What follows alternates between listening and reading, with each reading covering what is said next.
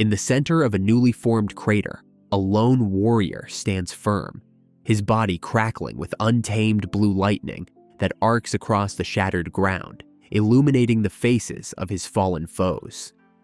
A dark, rainy night sky is shown, setting a grim and somber tone for the events to unfold.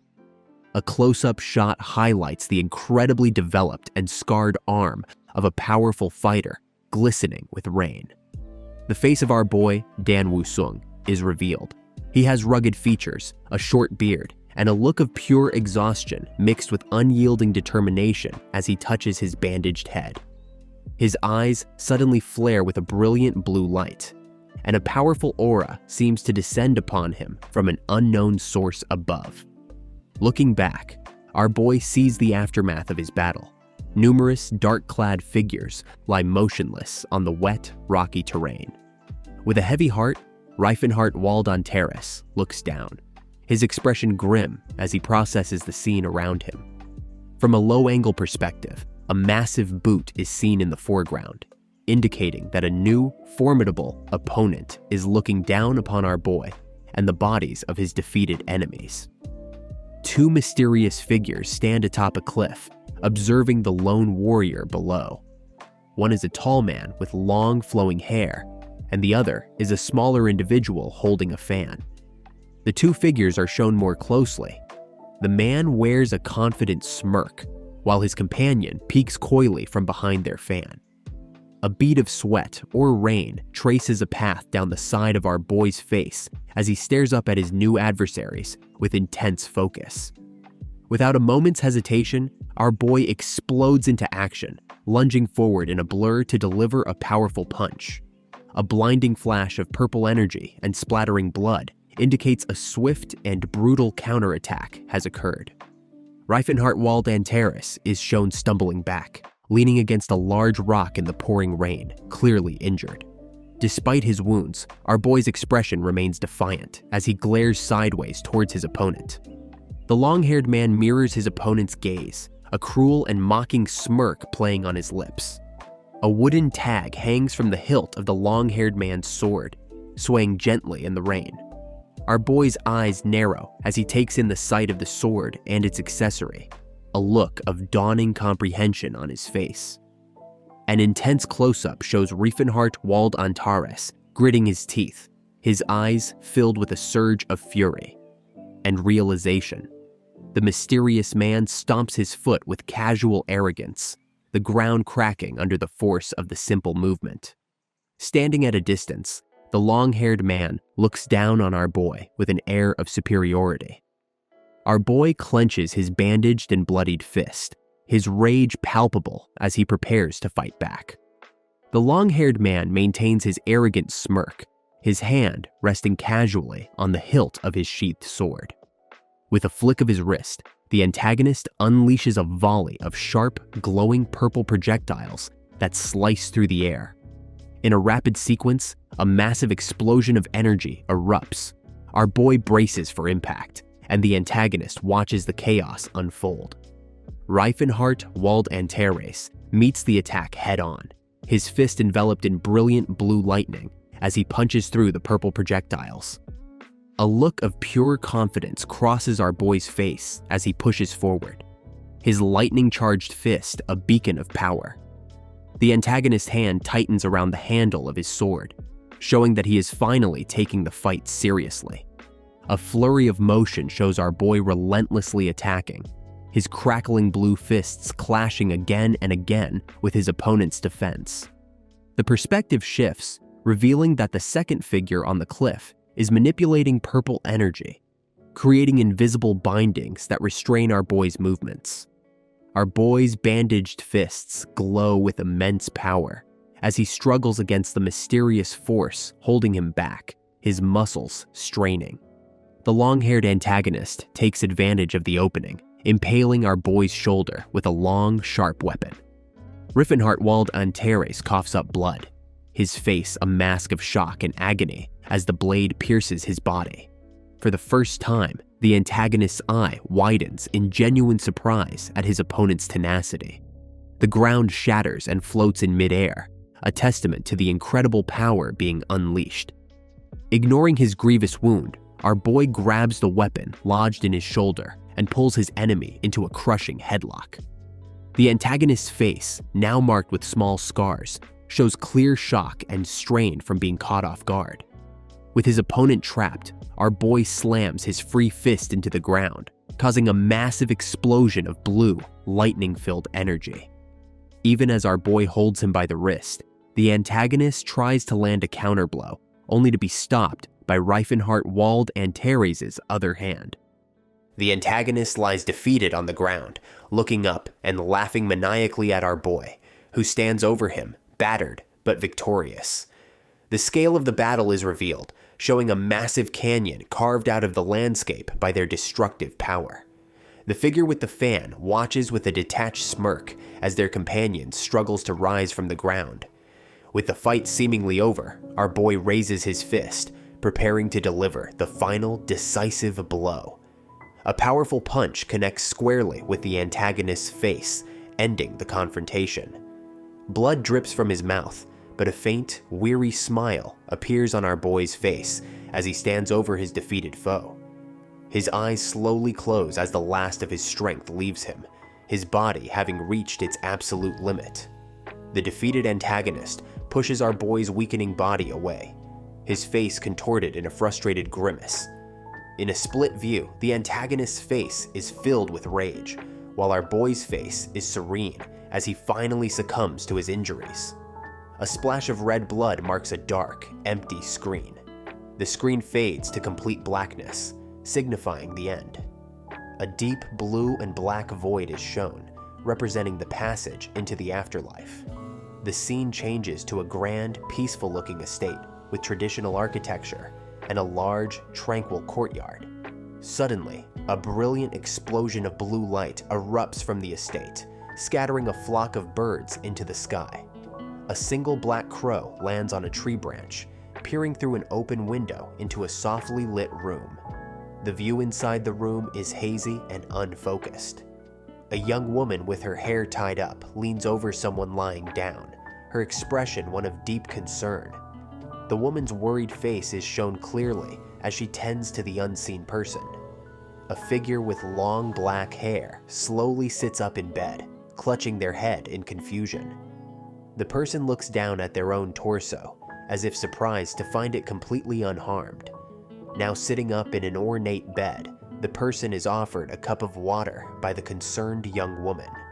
Our boy, now in this new, unfamiliar body, catches his reflection in a small mirror and stares in utter disbelief.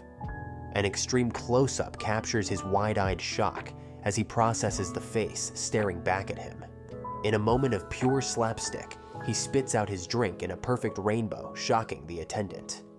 Riffenhart Wald Antares frantically paws at his new face, unable to believe what is happening.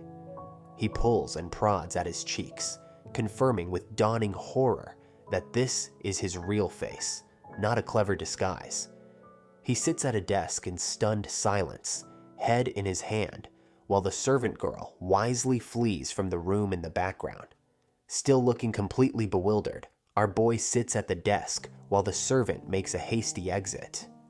In a desperate attempt to wake himself up from what must be a dream, he gives himself a hard slap across the face. The servant girl cautiously peeks back into the room, witnessing her master's bizarre behavior. Riffenhart Wald Antares sits alone in the lavish room, contemplating the impossible situation he has found himself in. He holds the small mirror again, his expression now serious and analytical as he examines his new appearance. Pushing himself away from the desk, our boy decides to investigate his new circumstances. He attempts to perform a simple martial arts stance, but his new body is awkward and uncoordinated, rendered in a goofy, simplified art style. Still in the simplified style, he turns, looking just as clumsy and weak. The art style returns to normal, showing Reifenhart Wald Antares looking utterly dejected, with the spirit of a newborn fawn appearing beside him to emphasize his newfound weakness. He collapses onto the desk, completely overwhelmed by how frail and useless his new body feels. A letter with elegant script lies on the desk, hinting at the identity of the body's original owner.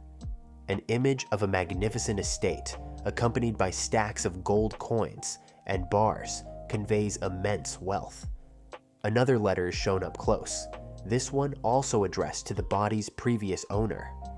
The back of our boy's new form is shown, revealing a slender build and the hairstyle of a young nobleman. He sorts through a pile of letters, each one containing comical pleas for money, gambling debts, and invitations from women. Our boy's face is a mask of pure disgust, a ghostly image of the body's previous, foppish owner smirking behind him. He crumples a scroll in his hand, his knuckles turning white with frustration at the pathetic life his new body's owner led.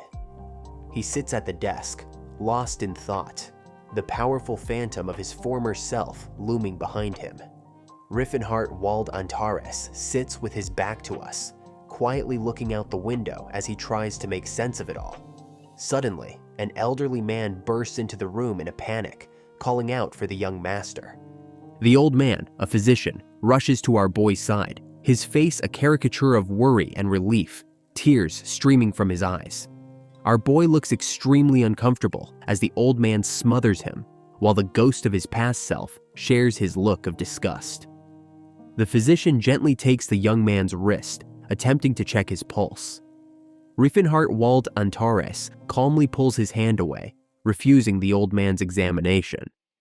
The physician smiles warmly, recovering quickly as he gestures for servants to bring in a meal for his master. A steaming, elaborate bowl of chicken soup is presented to our boy. Our boy looks down at the soup, and a cold, knowing smirk spreads across his face.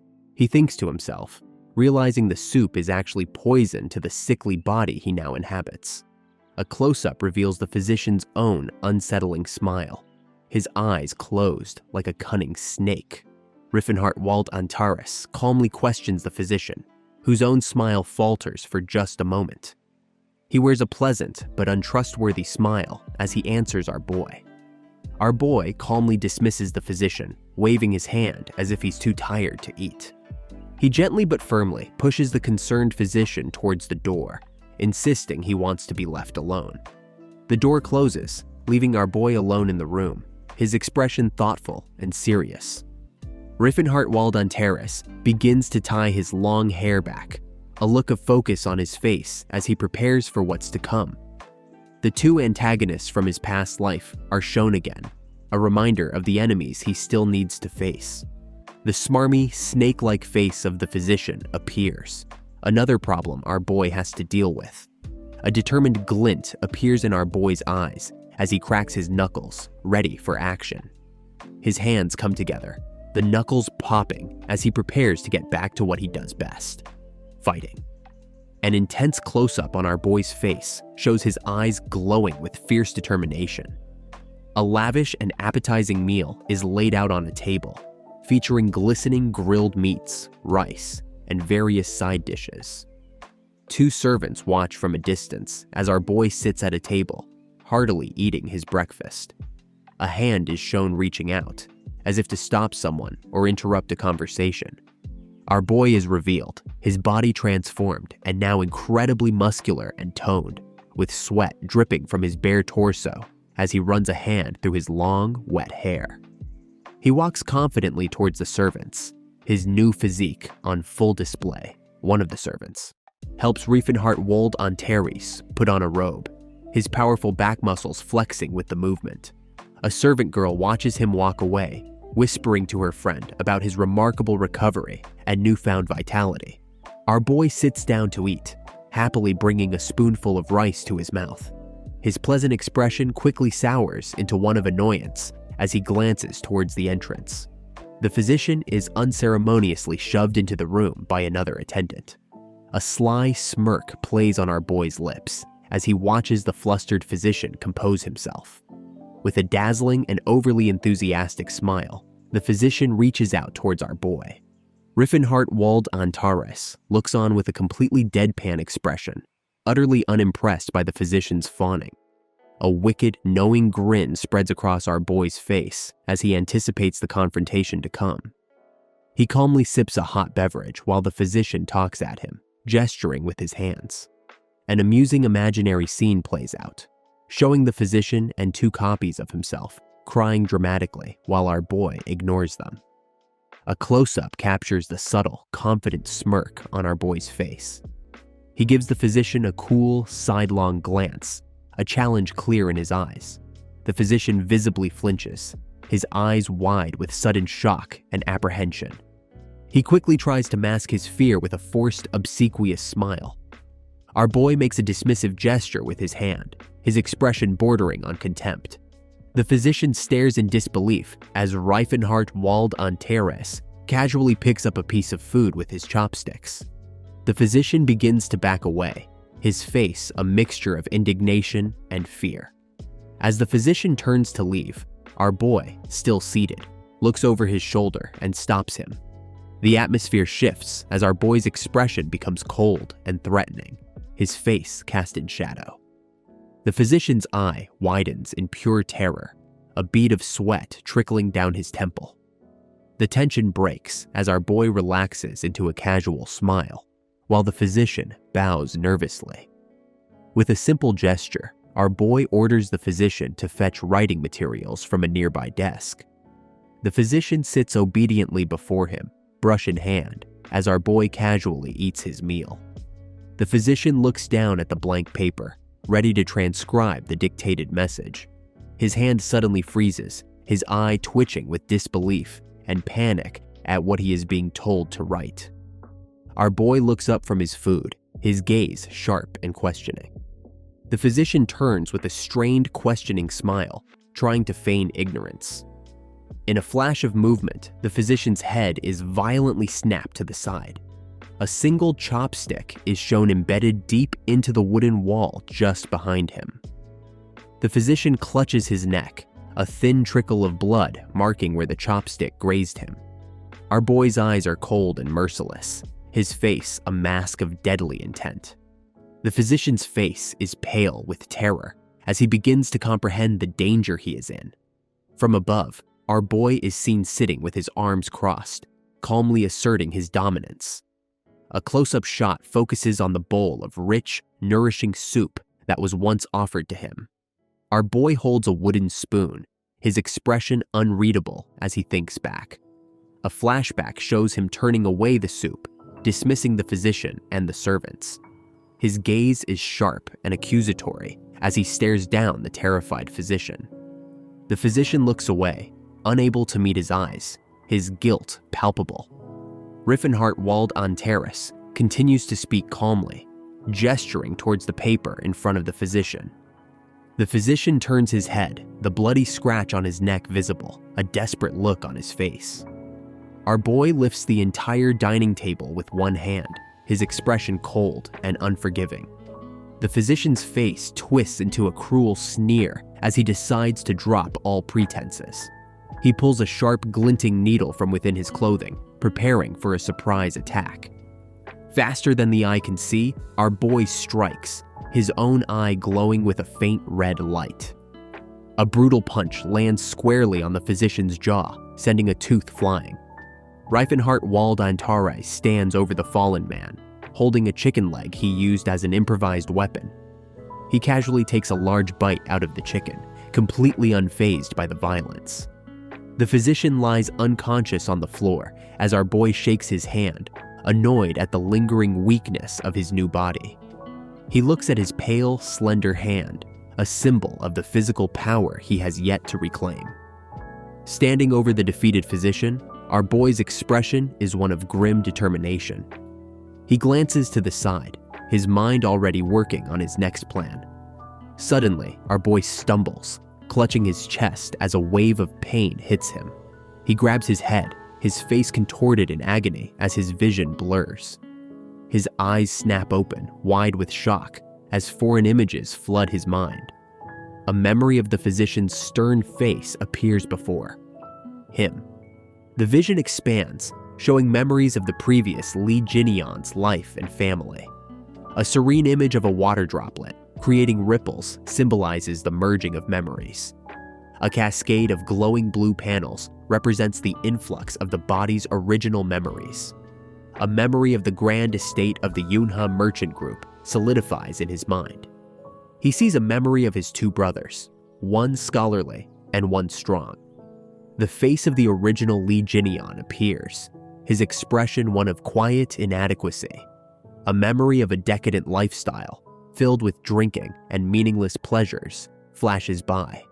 The eyes of the original owner are shown, filled with a deep sense of regret. He sees a memory of Lee Jinian walking away from his family, cast out and alone. A final memory shows him sitting in lonely exile at the villa. Our boy looks up, the pain gone, his expression now one of understanding. He looks out the window, a new clarity and purpose settling over him. He touches his forehead, accepting the memories and the identity of Lee Jinian. His hand clenches into a fist as he realizes the potential this new life holds. The room is shown, now filled with glittering piles of gold, a resource he can finally use. A comical image of the old carefree Lee Jinian appears behind our boy, giving a thumbs up. He turns his attention back to the unconscious body of the physician on the floor. The scene transitions to a beautiful, sunlit forest filled with blooming cherry blossom trees. A man in black boots takes a purposeful stride forward on a paved path. A handsome visitor with a blindfold and a sword arrives at the estate, startling two servant girls. The visitor smiles pleasantly as he asks for Lee Jinian. One of the girls shyly points him in the right direction. The visitor's eye widens in complete and utter shock. He stares at the figure of a man with an incredibly muscular back, meditating peacefully. A close-up shot lingers on the powerful and well-defined physique of our boy, who has been diligently training.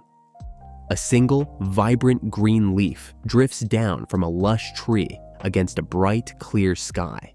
A stylized vision shows the spiritual form of our boy meditating, surrounded by a brilliant blue aura as energy flows through his body to a glowing core at his center. In a dynamic sequence, Reifenhart Wald Antares is shown shirtless, practicing a series of powerful and fluid martial arts forms. His muscles flexing with each movement. His eyes suddenly flash with intense blue electricity, and in his hands, he conjures a swirling, crackling sphere of pure lightning energy. The training montage concludes with our boy sitting peacefully in a meditative stance, his new, incredibly powerful physique on full display. A sudden, sharp movement across the dusty ground marks the beginning of a new test. Our boy launches himself into the air, twisting his body into a graceful but powerful kick. As he moves, a single green leaf detaches from a nearby plant and floats past his head. The leaf is instantly and precisely sliced into two perfect halves as it passes by his body. Riffenhart Wald, and Teres lands softly, a bead of sweat tracing a path down his temple as he thoughtfully touches his chin, seemingly unsatisfied with his progress. His intense focus is broken as his eyes dart to the side, having been alerted to an approaching presence. The visitor, Mok Insiop, stands respectfully with his hands clasped, a slightly odd expression on his face. Still crouched on the training grounds, our boy looks up at the messenger, who is bowing slightly before him. With an air of complete confidence, Reifenhart Wald Antares holds out his hand, gesturing for the message he was told about. The messenger has a vivid flashback of the previous Lee Jinian, a weak, arrogant, and constantly coughing boy who is shown rudely demanding food. In the present, the messenger comically struggles to hold the letter out, his arm trembling from the sheer intimidation he feels from our boy's powerful presence. Now properly dressed, the two men sit at a small table as Reifenhart Wald Antares calmly reads the letter. A vision from the letter's contents shows a pale, elderly man lying on his deathbed. Our boy leans on his hand, a look of profound boredom on his face as he processes the news. The messenger leans in, his expression grave as he begins to elaborate on the dire situation. A flashback reveals two smug and well-dressed men, clearly the antagonists of the story.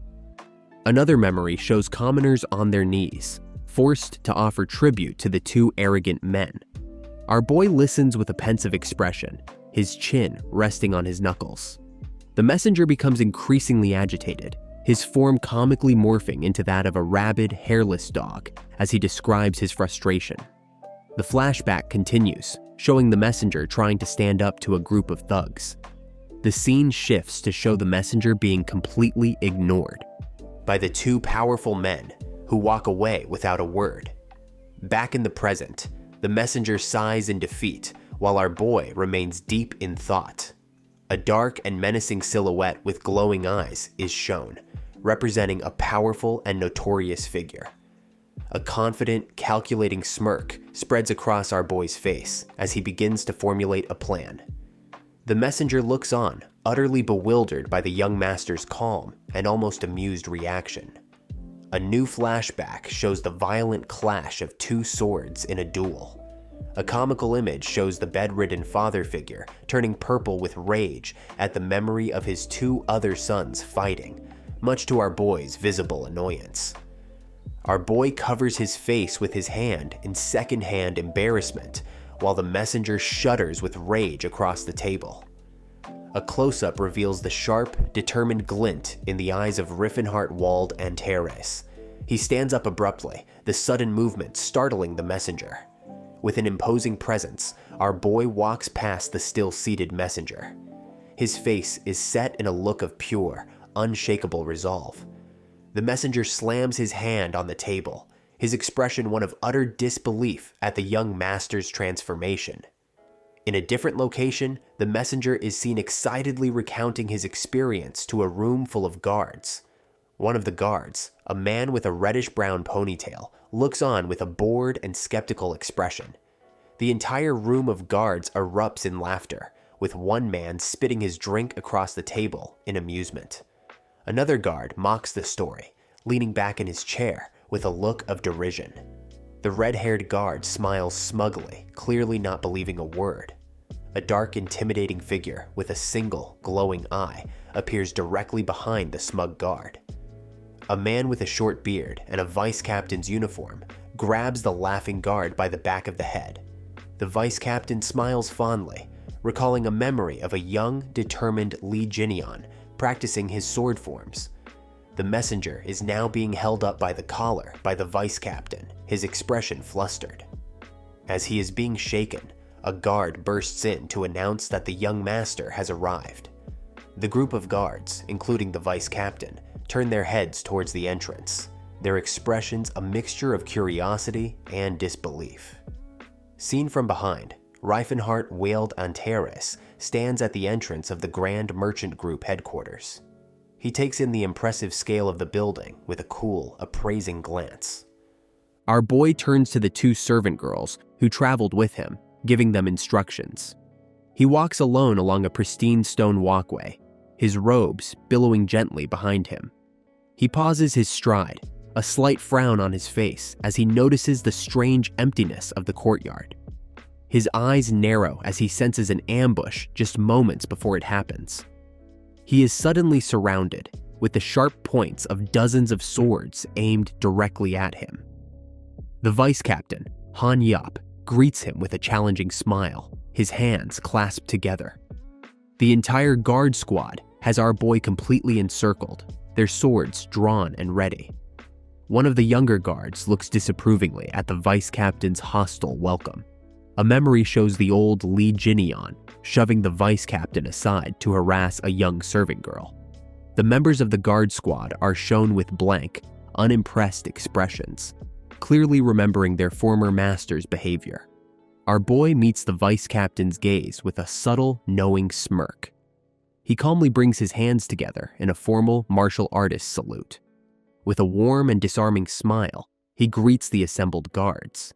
The guards who had been mocking the messenger just moments ago now stare with their swords half lowered, their faces frozen in shock. In a hilarious overreaction, the guards are shown with their jaws dropped and eyes bulging in a state of collective disbelief. One of the guards watches as our boy walks away with the messenger, still processing what just happened. The vice captain watches them leave, his stern expression slowly softening. A look of genuine approval, and perhaps even pride, appears on the vice captain's face. He and our boy are shown walking together towards a brightly lit, ornate doorway. A set of large sliding doors opens to reveal a lavishly decorated room. A young man with long, reddish-brown hair is lounging inside, looking up in surprise at the newcomers. The vice captain gestures politely, inviting our boy to enter the room first. The young man stands, covering his eyes dramatically as if feigning annoyance. He confidently strides forward and places a hand on our boy's shoulder. The young man is revealed to be Lee Jae-yeon, the third son, his face twisted in a mocking, unpleasant sneer. He stands behind our boy, his posture arrogant and disrespectful. He squeezes our boy's shoulder condescendingly, his contempt clear. A brief, telling flashback shows the third brother kicking the former, weaker Lee Jin-yeon to the ground. The vice captain steps in, placing his hands on both brothers' shoulders in an attempt to keep the peace. With a single, swift motion, our boy violently throws off both of their hands. The vice captain stares at his hand, a look of pure shock on his face, a red mark already forming on his cheek from the impact. The third brother's smug expression vanishes, replaced by one of pure, unadulterated rage. The cold, dangerous glare in our boy's eyes promises that things are about to get serious. Before his brother can react, our boy grabs him by the face. A brilliant starburst of light signifies a powerful, open-palmed strike. The third brother's head is violently snapped to the side, a spray of blood erupting from his mouth. The vice captain can only watch, frozen in stunned silence. The third brother collapses to a sitting position on the floor, clutching his face in disbelief as Riffenhart Wald Antares looms over him. Our boy grabs his brother by the chin, yanking his head up forcefully. His hand tightens, causing his brother's face to contort in a grimace of pain and fury. Riffenhart Wald Antares stands over his brother with an air of absolute dominance, his expression chillingly calm. A dark, menacing shadow falls over our boy's face as a cruel and terrifying smile spreads across his lips.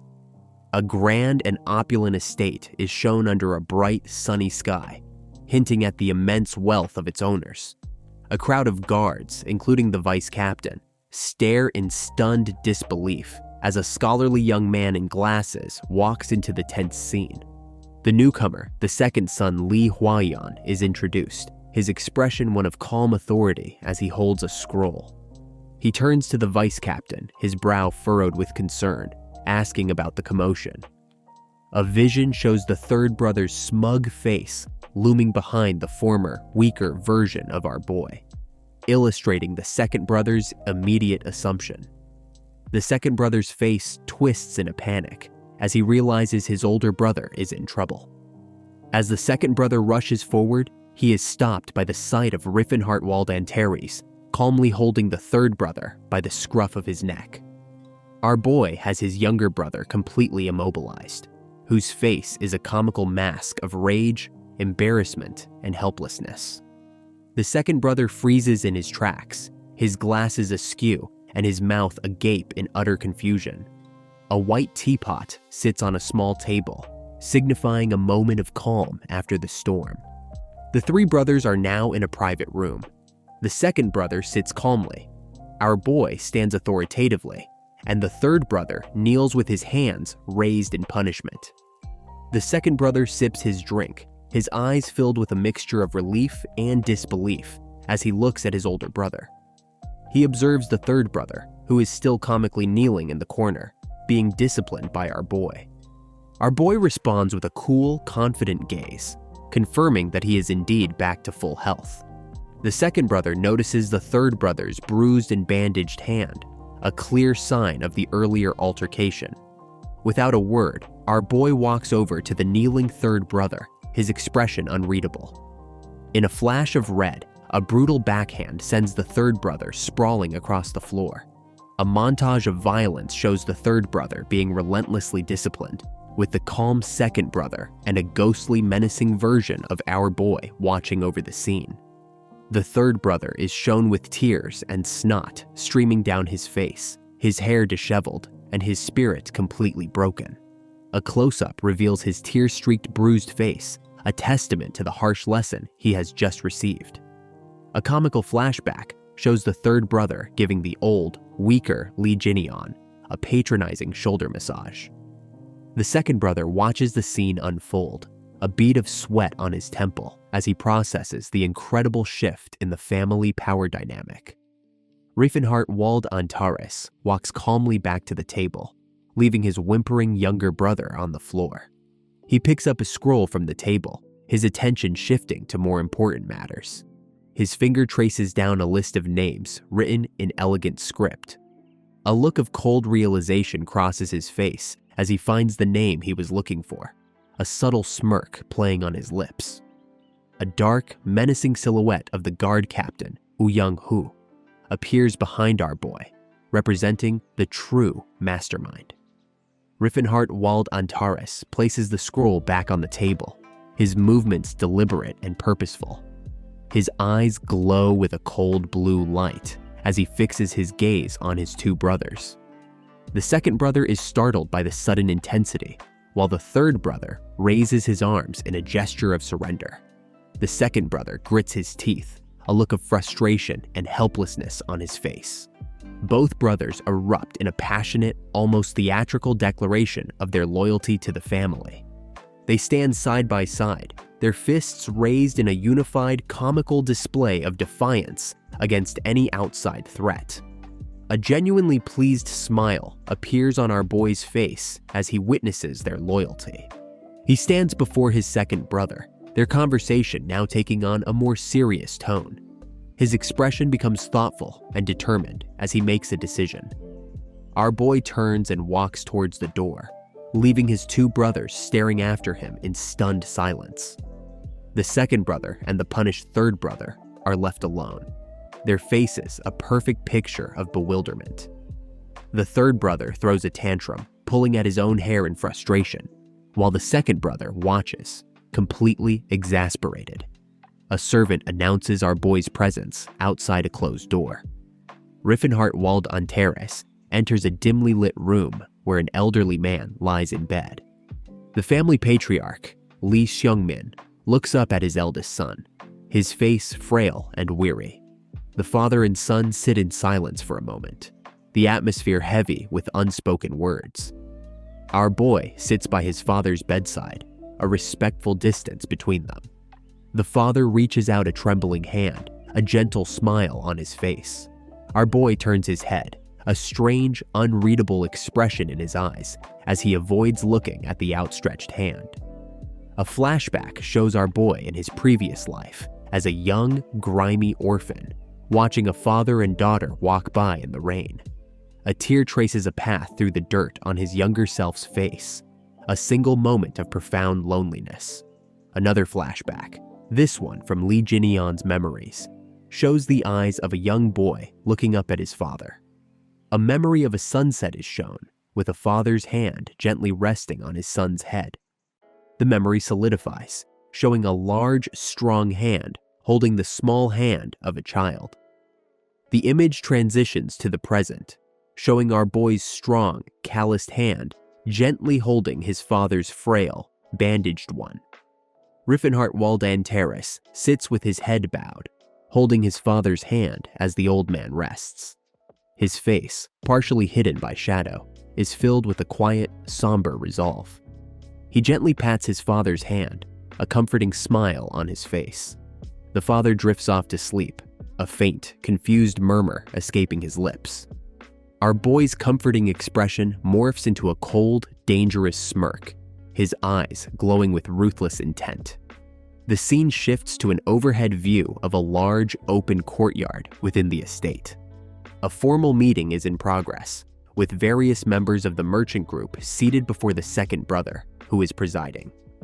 The guard captain, Young-hoo, is introduced, his presence commanding and his expression arrogant.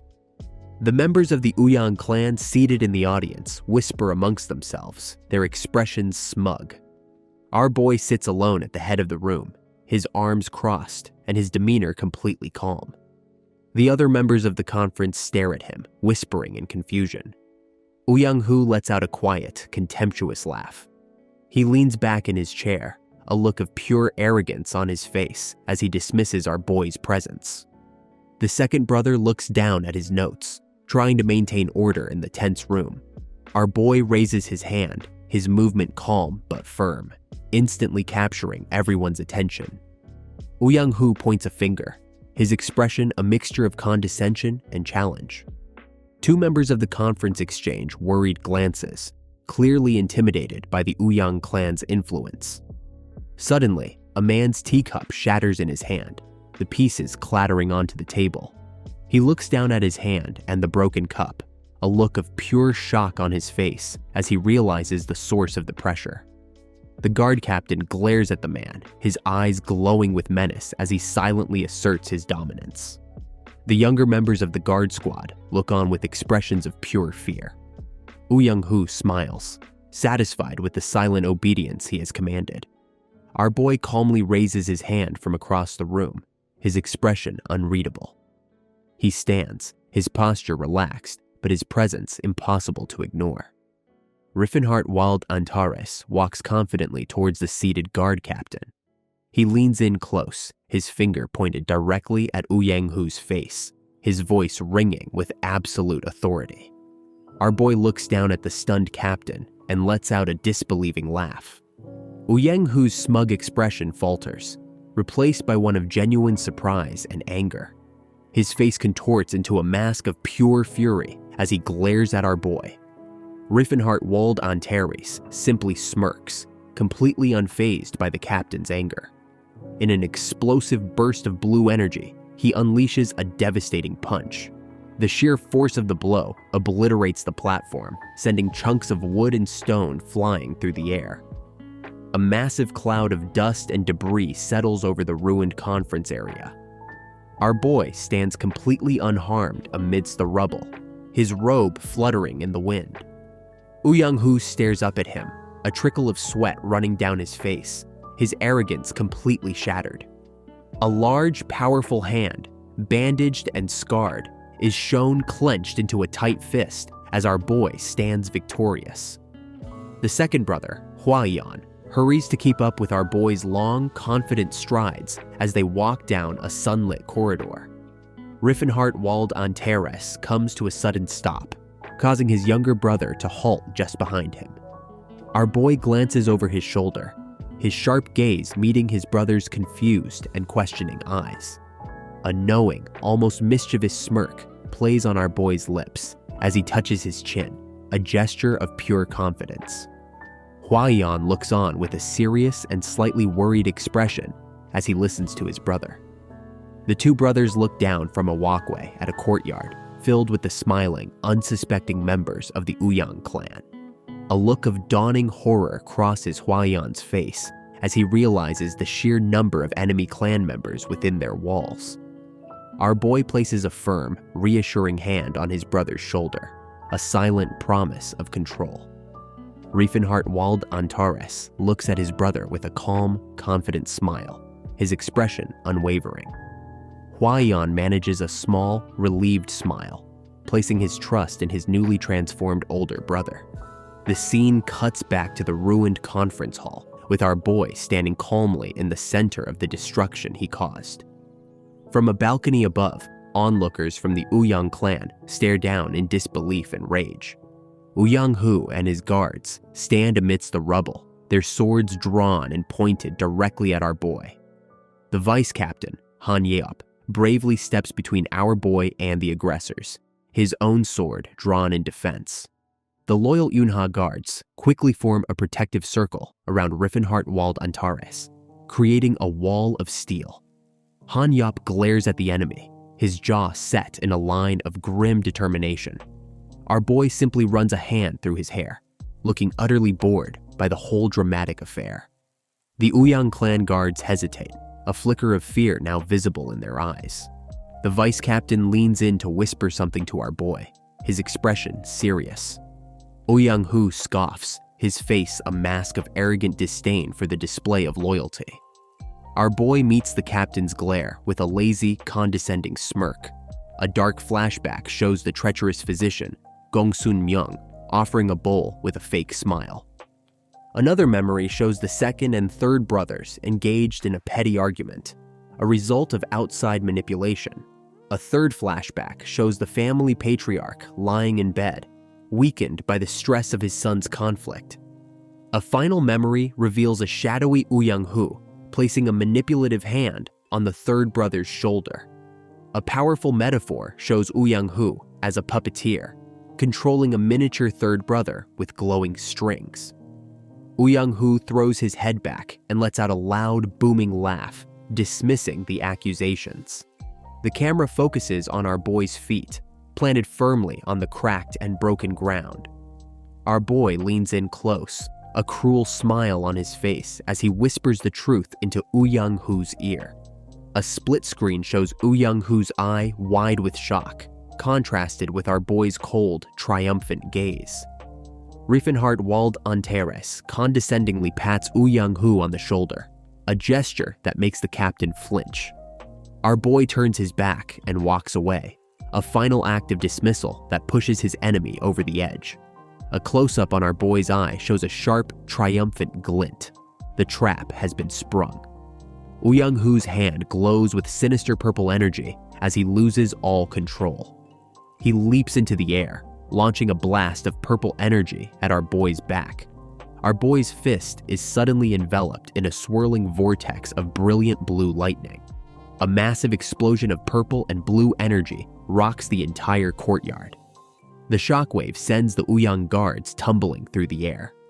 Uyang-hoo grits his teeth, pouring all his remaining power into the desperate attack. Riefenhardt Wald Antares stands his ground, effortlessly deflecting the massive blast with one hand. The loyal Unha guards stare in stunned, open-mouthed silence at the incredible display of power. Our boy casually rubs the back of his neck, feigning a slight ache from the effort. He tilts his head, a condescending and infuriatingly calm smirk on his face. Uyang-hoo's face contorts in a silent scream of pure, unadulterated rage and humiliation. The crowd of onlookers remains frozen, the air thick with tension as they await the outcome. A cruel, confident smile spreads across Uyang-hoo's face as he accepts the need for a formal duel. Our boy cracks his knuckles, the sharp sound echoing through the silent courtyard. He settles into a relaxed but powerful fighting stance, a confident smirk on his lips. Uyang-hoo draws his sword, taking a cautious stance as he prepares to fight. A brilliant flash of silver streaks through the air as the captain's sword descends. He brings the blade down in a powerful, two-handed overhead strike. Our boy effortlessly sidesteps the blow, deflecting the blade with a powerful kick. Uyang-hoo stares at his sword in stunned disbelief, shocked by the force of the block. The camera focuses on our boy's fist, crackling with an intense aura of blue lightning. He unleashes a devastating uppercut, his body twisting as he channels his power. The force of the punch sends Uyang-hoo flying backward through the air like a ragdoll. He lands heavily, spitting a mouthful of blood onto the broken stone. Riefenhardt Wald Antares watches with a cold, calculating gaze, assessing his opponent. In a dynamic montage, our boy closes the distance, unleashing a relentless flurry of attacks. A powerful punch connects with the flat of Uyang-hoo's sword, creating a brilliant flash. Uyang-hoo is pushed back, his feet skidding across the ground as he struggles to defend himself. A fast-paced sequence shows our boy's superior skill, seamlessly blending offense and defense. A straight punch connects with the sword again, sending spiderweb cracks across the steel. A close-up on our boy's fist reveals it is completely unharmed after striking the blade. The ghostly image of the Fist King appears behind Riefenhardt Wald Antares, radiating immense power. Uyang-hoo stumbles back, his sword glowing with a desperate purple energy. The loyal Unha guards watch with joyful, excited expressions, sensing victory is near. Uyang-hoo channels all his remaining power into his blade, causing it to glow intensely. His face is contorted in a desperate snarl, his eyes glowing with red light. He unleashes his ultimate technique, a massive wave of destructive purple energy. Our boy vanishes in a blur of motion, effortlessly dodging the attack. His fist, glowing with blue lightning, is cocked back as he reappears before his foe. The lightning-infused punch connects squarely with Young-hoo's face in a brilliant starburst of light. A massive upward explosion of blue energy launches Young-hoo high into the sky. The onlookers, including the two brothers, stare up at the sky in a state of silent awe. The third brother, Jaeyeon, watches with an expression of pure, unadulterated shock. From a distant window, two elderly attendants watch the plume of smoke rising from the courtyard. One attendant turns to the patriarch, his face pale with worry. The camera focuses on the father's hands, now clasped calmly and firmly in his lap. The patriarch, Lee Seungmin, is sitting up in bed, a proud and knowing smile on his face. A powerful image shows our boy standing victoriously over the unconscious body of Young-hoo. Riefenhart Wald Antares looks down at the defeated man with cold, detached indifference. Young-hoo lies broken and unconscious on the ground, a pathetic end to his reign. The remaining Uyang clan guards rush to their fallen leader's side, their faces a mixture of fear and anger. The vice captain, Han Yup, steps forward, holding up a hand to command order. A high-ranking Uyang clan member glares from the crowd, already plotting his revenge. The loyal members of the Yunha merchant group stand together, their faces filled with relief and pride. Our boy stands amidst the rubble, turning his back on his defeated enemies. He addresses the remaining members of the Uyang clan, his voice calm but firm. Riefenhart Wald Antares' face is set in a grim, determined expression, his eyes glowing with cold light. His brother and the other loyalists look on with concern, worried about the repercussions.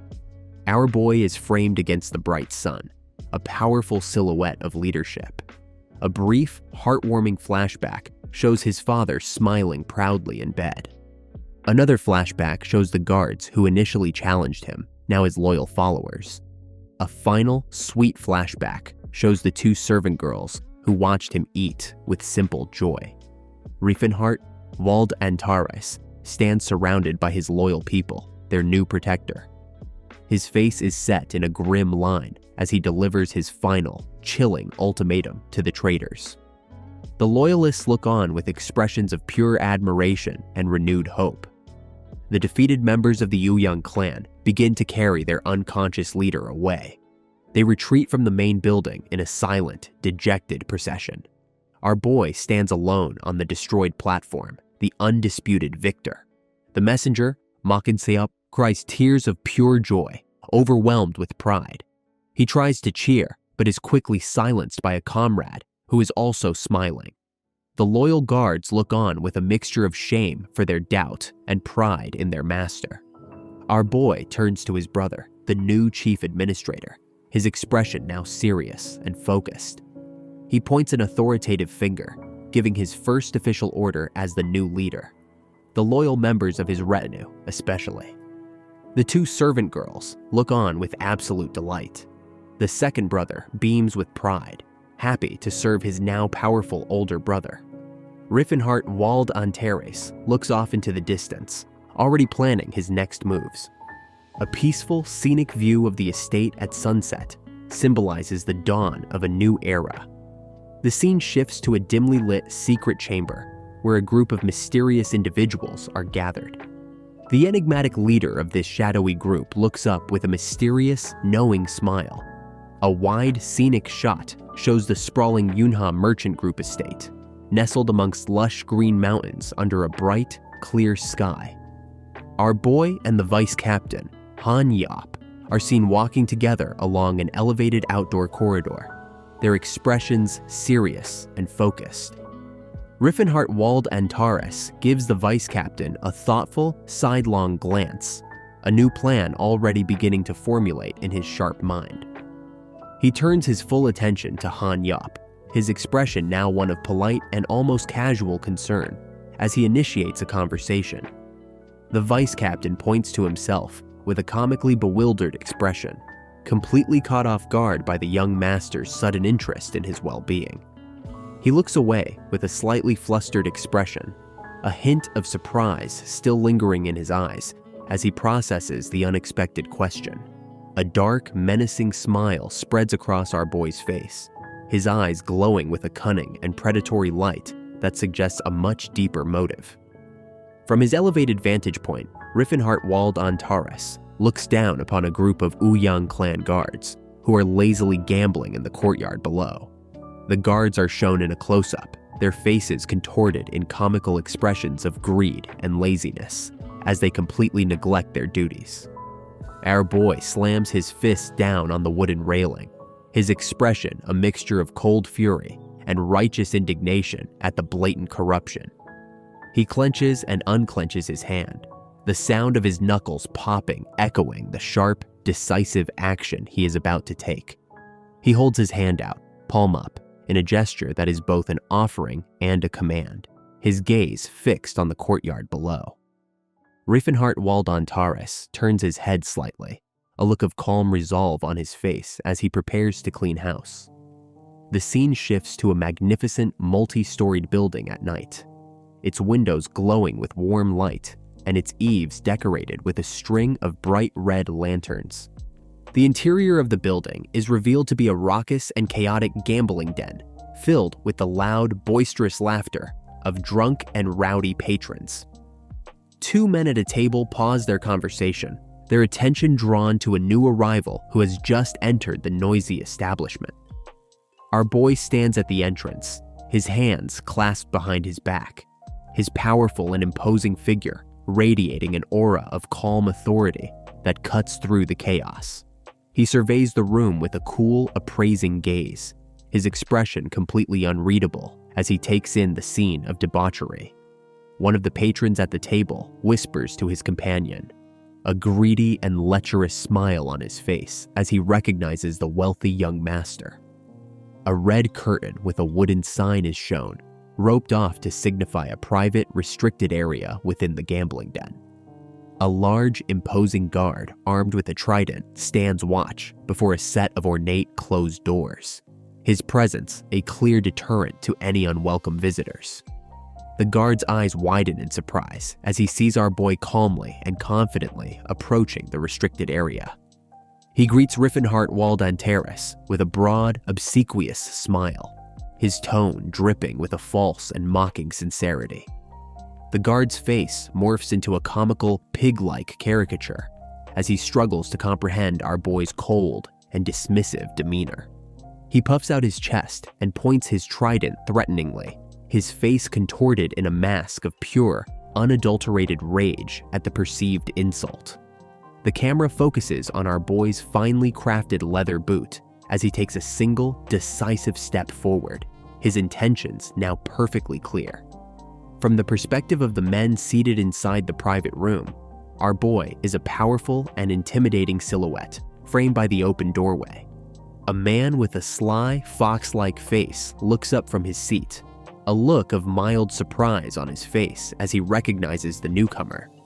Two large, bald men with blank, stoic expressions stand as silent, imposing guards within the private room.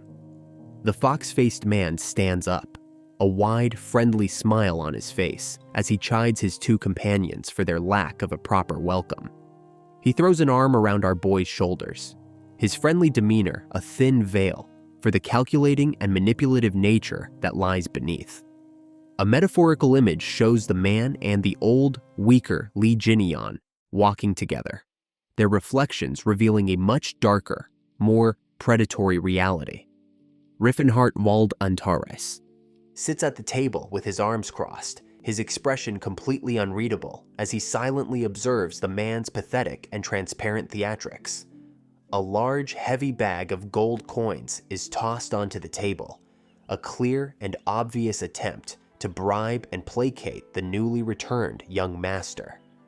The man, Chul Myung-ho, leans in with a greedy, conspiratorial smile, his thoughts clearly focused on how he can continue to exploit his friend. He leans back in his chair, a bored and annoyed expression on his face as he tries to get a reaction out of the silent and stoic young master.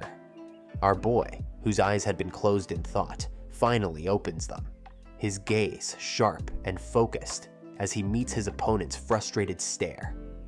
A dark, menacing shadow falls across his face, his eyes glowing with a cold, intense light that promises a swift and brutal reckoning.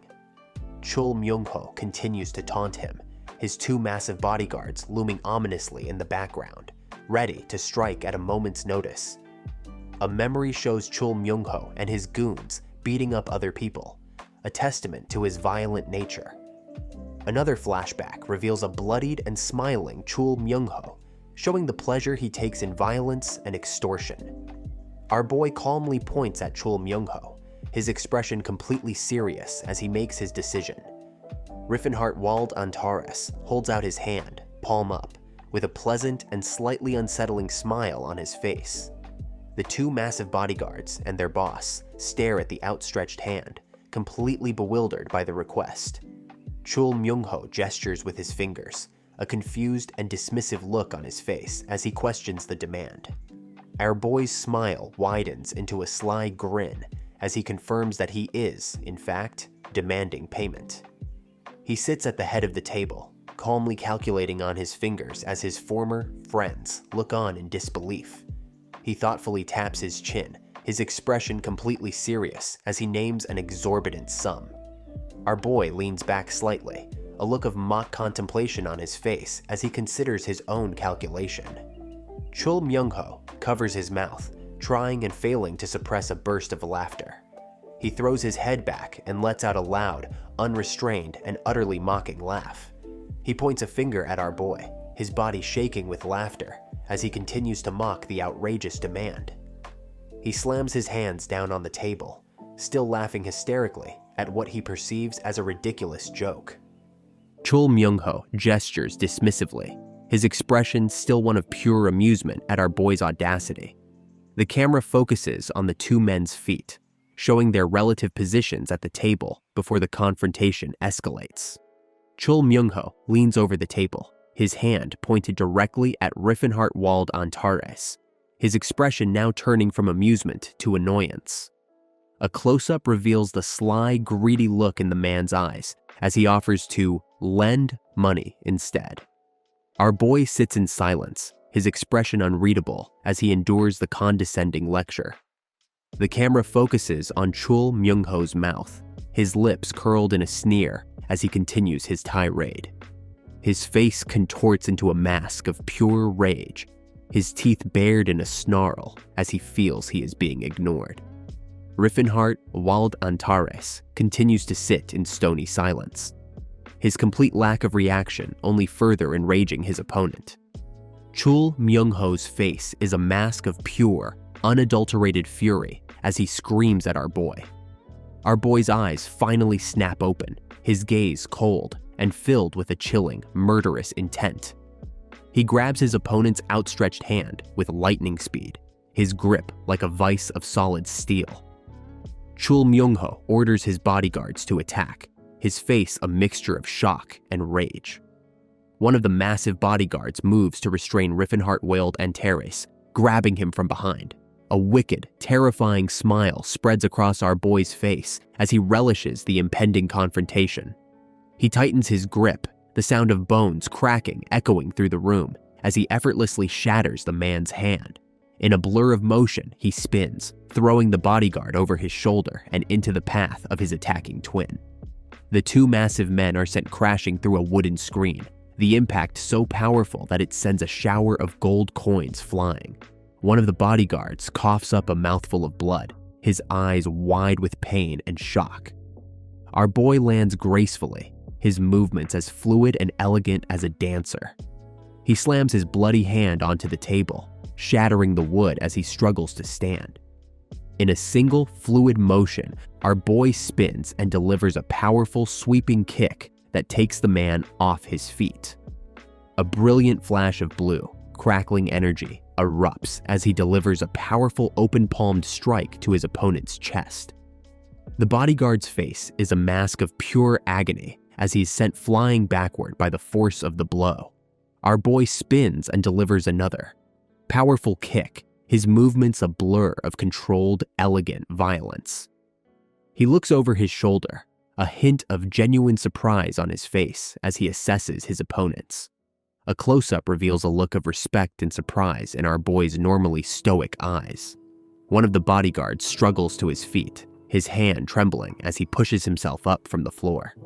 He slowly and painfully rises, his body bruised, but his spirit unbroken.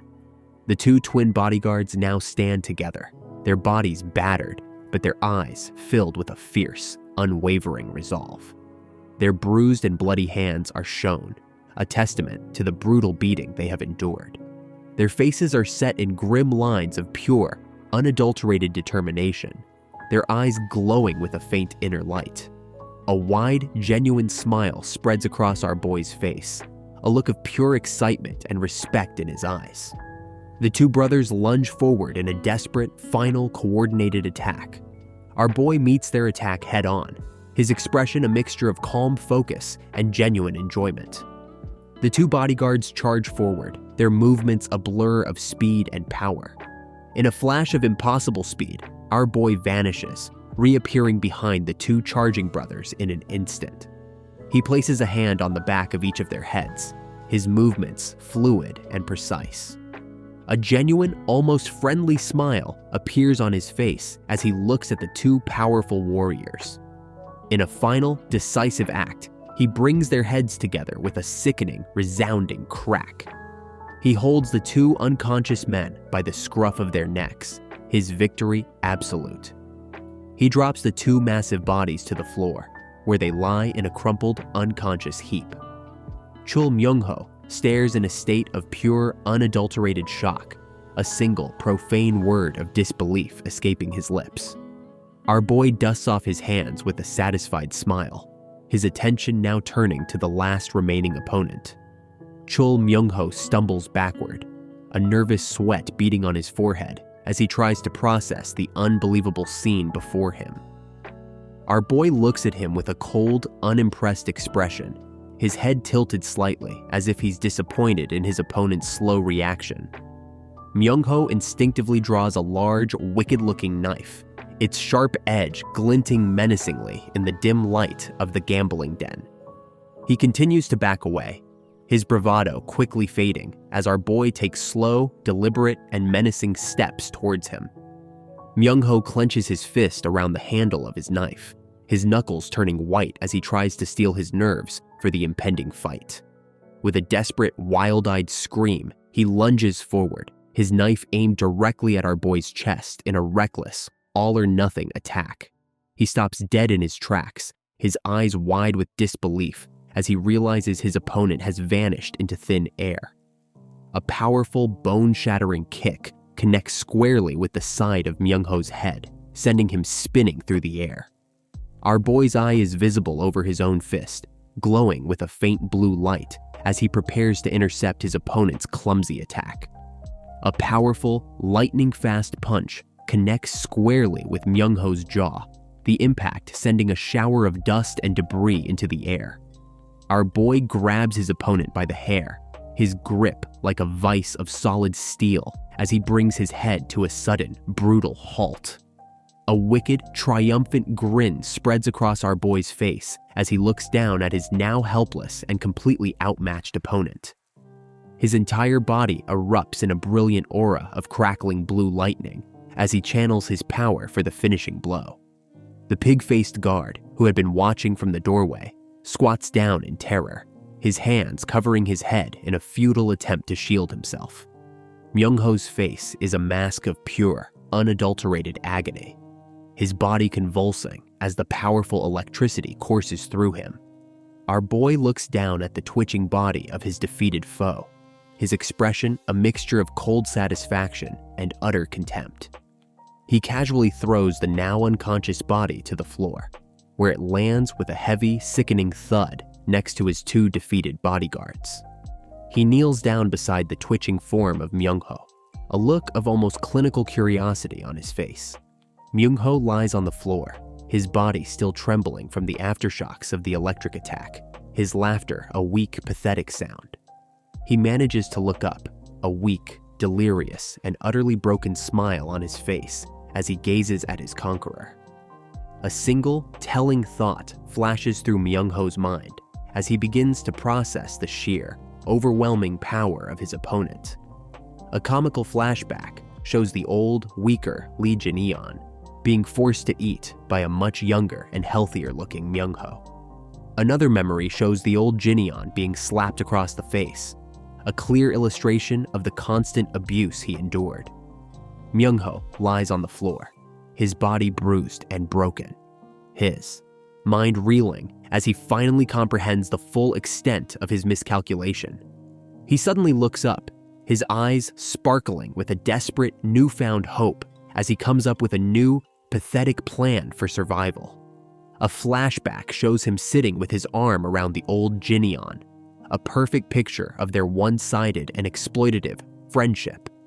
He looks up at our boy, a hopeful, pleading expression on his bruised and battered face. Myung-ho scrambles to his feet, his laughter now filled with a desperate, fawning sincerity as he tries to salvage the situation.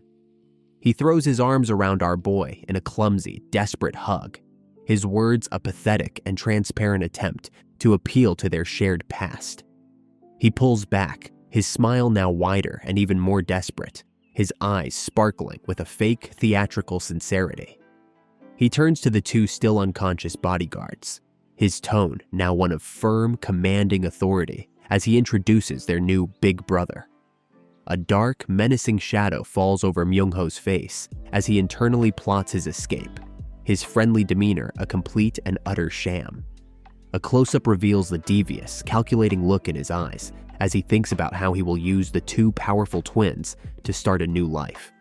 A final, chilling thought flashes through his mind, revealing the full extent of his treacherous and self-serving nature. Our boy calls out to the two bodyguards, his voice calm, but carrying an undeniable weight of authority that cuts through the room. His face is completely serious, his eyes narrowed as he issues a new, unexpected, and life-altering command. Myung-ho and the two now conscious bodyguards look on in a state of stunned, silent confusion, completely bewildered by this new development. The two twin brothers look at each other and then back at our boy, their expressions completely unreadable as they make their decision. Our boy stands with his arms crossed, a patient and confident smile on his face as he awaits their answer. A wicked, triumphant smile spreads across Myung-ho's face, his eyes gleaming with a mixture of confusion, hope, and a deep, underlying sense of dread. He practically leaps into the air with joy, a look of pure, unadulterated relief on his bruised and battered face.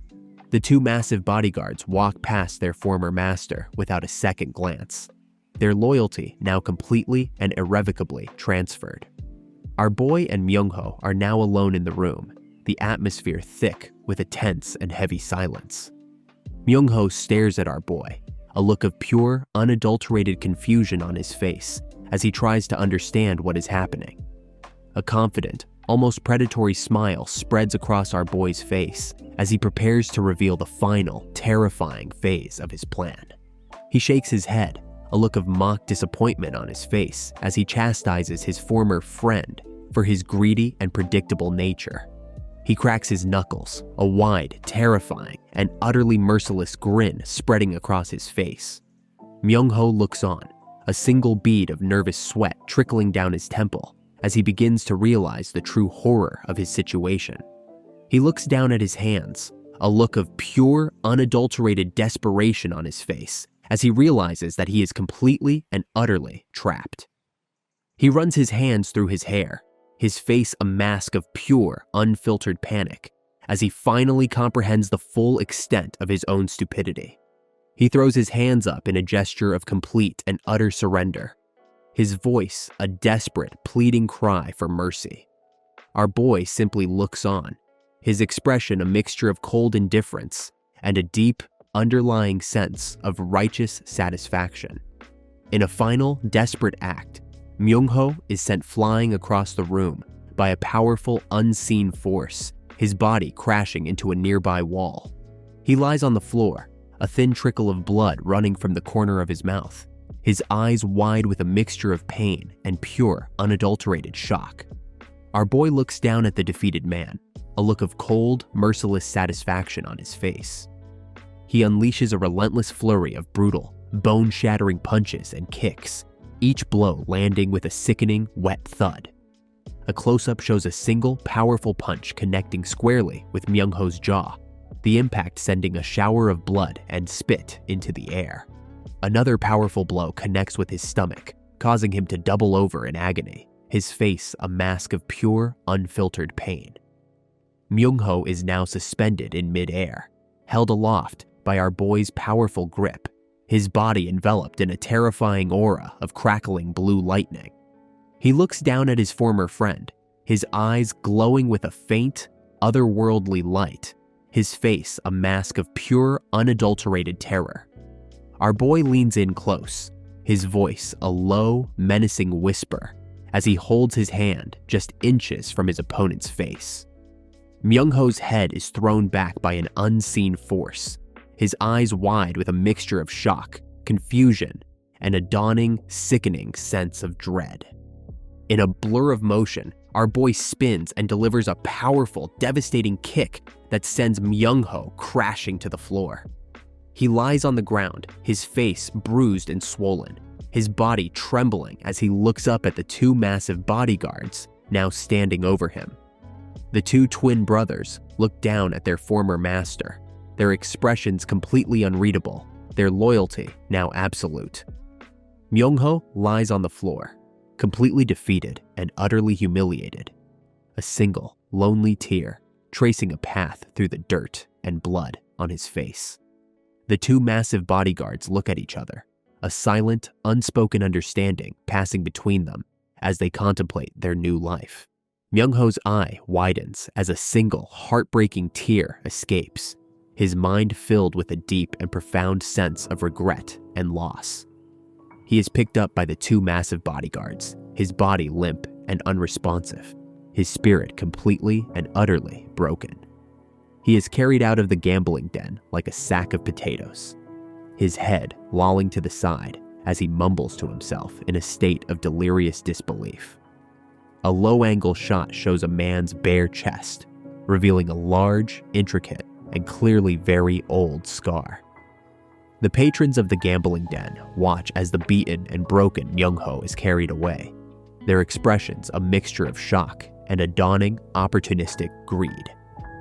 He stops in his tracks, a look of pure, unadulterated fury on his bruised and battered face as he turns to confront the jeering crowd.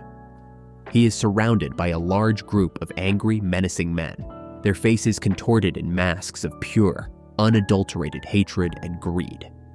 He stands his ground, a defiant, almost suicidal look in his eyes, as he prepares to face the angry mob alone. Two of the men in the crowd exchange a look of pure, unadulterated contempt, their expressions a clear sign of their murderous intent. The crowd surges forward, their weapons raised as they prepare to tear the helpless and outnumbered Myung-ho limb from limb. He grits his teeth, a single, desperate tear escaping his eye as he realizes that he is about to die a pathetic and meaningless death. He clenches his fists, a look of pure, unadulterated rage on his face as he prepares to go down fighting. In a flash of red and silver, a massive explosion of energy rips through the crowd, sending bodies flying through the air. Myung-ho looks on in a state of pure, unadulterated shock, his mind struggling to comprehend the sudden and unexpected turn of events. A mysterious, powerful figure stands in the center of the carnage, his back to the camera, his presence radiating an aura of immense and overwhelming power. Our boy is revealed to be the source of the destruction, his body still crackling with the aftershocks of the powerful energy blast he just unleashed. He turns his head, a look of pure, unadulterated contempt on his face as he glares at the cowering, pathetic crowd of thugs. He points a single, authoritative finger at Myung-ho, his expression completely unreadable as he makes his final, decisive move. Myung-ho looks on, a mixture of gratitude and pure, unadulterated terror on his face as he realizes who his savior is. He falls to his knees, his head bowed in a gesture of complete and utter submission, his spirit now completely and irrevocably broken. A beautiful, scenic shot of the estate at sunrise is shown, the warm golden light bathing the traditional buildings in a soft, ethereal glow. Our boy stands on a balcony, looking out at the rising sun, the two massive twin bodyguards now standing silently and loyally behind him.